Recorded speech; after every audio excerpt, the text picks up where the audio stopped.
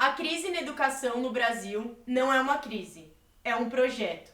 E o Futurice é a continuação desse projeto. Meu nome é Luna e esse é o canal Chutando a Porta. Eu acho que um dia a gente tem que gravar aqui a precariedade. Depois de tentativas de retirada de direitos, seja na educação pública, seja na privada, depois de um corte que significa o fim das universidades públicas no Brasil, depois de muita mobilização, atos e os estudantes em luta, Bolsonaro, depois de 6 meses de governo, apresenta finalmente um programa que ele auto-intitula de Futurice. Programa para educação, né? É. Podia ter falado. E achei o auto-intitula meio assim. Errado, né? É. Não, eu falo umas palavras, às vezes, que eu não sei. E tem uma coisa que eu falo assim, principalmente. Mas não E é a aí, principal. a coisa que vem depois não é a principal. Afinal, o que é o Futurice? Será que ele realmente resolve o problema da educação no Brasil?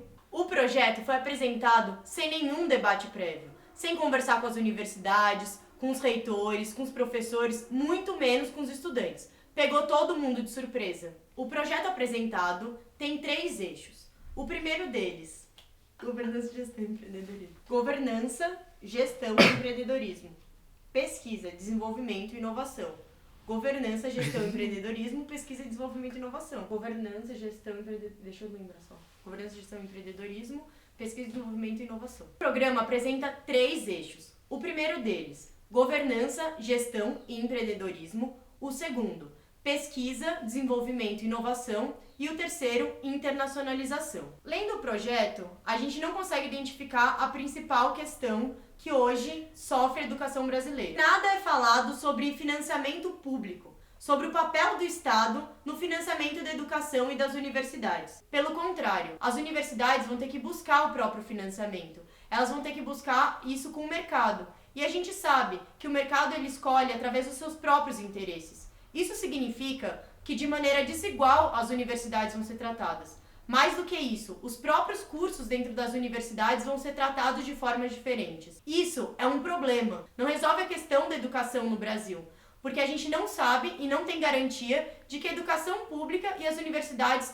vão ser financiadas e vão continuar existindo. O projeto Futurice, na verdade, acaba sendo mais do mesmo e não responde à grande questão das mobilizações, sejam do dia 15, do dia 30, e é o que os estudantes estão perguntando e querendo a resposta do governo. Além disso, pior ainda é a privatização branda, proposta pelo programa Futurice. Quando o programa propõe que a gestão da universidade passe a ser para uma OS, uma organização social, isso significa que a gestão da universidade vai ser gerida por uma empresa, que não necessariamente vai ter um comprometimento com uma educação de qualidade, com uma produção científica necessária para o desenvolvimento do país, ou principalmente que essa educação tenha algum retorno para a sociedade.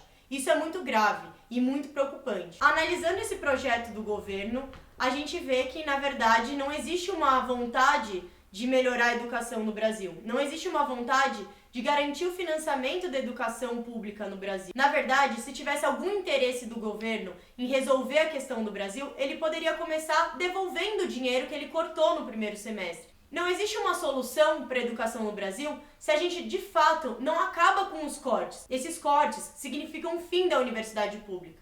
E por isso, no dia 13 de agosto, de novo, os estudantes vão dar uma aula na rua de mobilização para dizer não aos cortes, para dizer que o governo precisa, na verdade, devolver esse dinheiro para a sociedade e não inventar uma nova fórmula que, na verdade, é mais do mesmo. Porque o Futurice não responde às demandas dos estudantes, não responde às demandas da universidade. Na verdade, é mais uma cortina de fumaça para impedir que a gente faça o debate franco com a sociedade e se organize e se mobilize para que, de fato, a gente garanta que a educação no Brasil continue a existir. E os estudantes estão mais que preparados para continuar resistindo e defendendo a educação no Brasil. Entre os dias 10 e 14 de julho, ocorreu o Congresso da UNE, onde 15 mil estudantes foram para debater, discutir a situação da educação no Brasil e poder organizar não só o dia 13 de agosto, mas conseguir organizar diversas ações nas universidades e nas escolas.